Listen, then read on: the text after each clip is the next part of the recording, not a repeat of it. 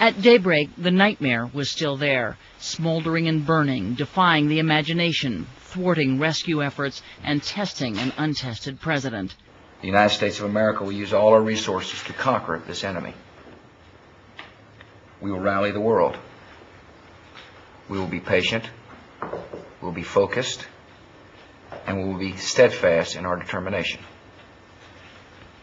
This battle will take time and resolve, but make no mistake about it, we will win.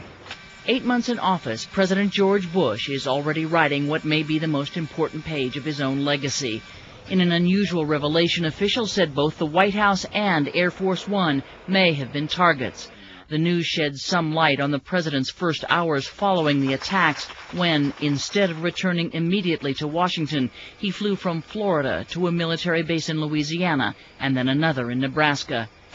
Today, in both New York and Washington, the precarious nature of the rubble and the hellish heat of the fire frustrated attempts to reach the wounded, the dying, or the dead. Still, in Manhattan, they rescued alive and reasonably well 9 firefighters and police officers who had been buried beneath the debris. Their recovery fueled a round-the-clock search that runs mostly on adrenaline and hope. I think once the cranes and the ironworkers start getting the big stuff out of the way, we can get in there and do some nitpicking and maybe find some guys. There's a lot of voids, it seems, down there, so maybe there are some guys available.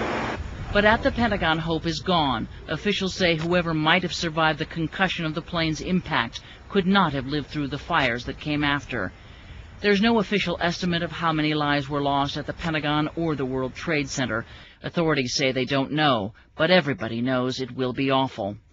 The FBI says it's identified most of the suicidal terrorists on the planes. Now they search for those behind the mayhem. We also have identified through a number of leads, principally at the cities of origin, a number of individuals whom we believe may have had something to do with the hijackings, and we are pursuing those leads aggressively. It is a very public manhunt.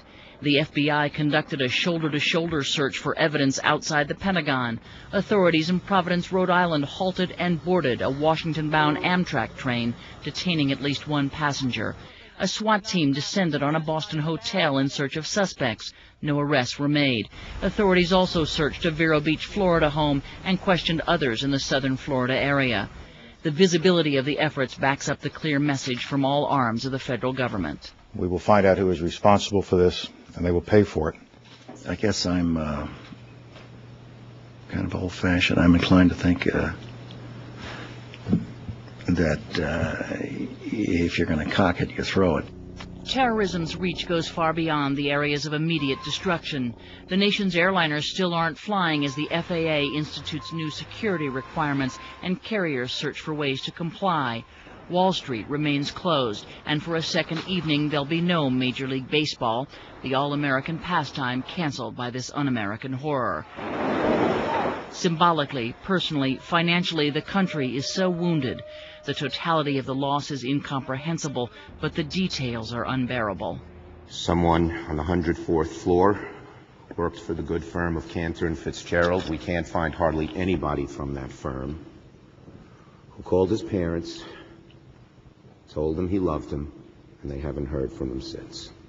There are stories like it everywhere. People, knowing they are about to die, calling home to say, "I love you."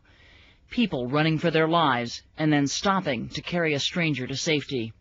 The story here is that what prevailed in the final moment, in the face of death, is not fear or hate, but love and courage.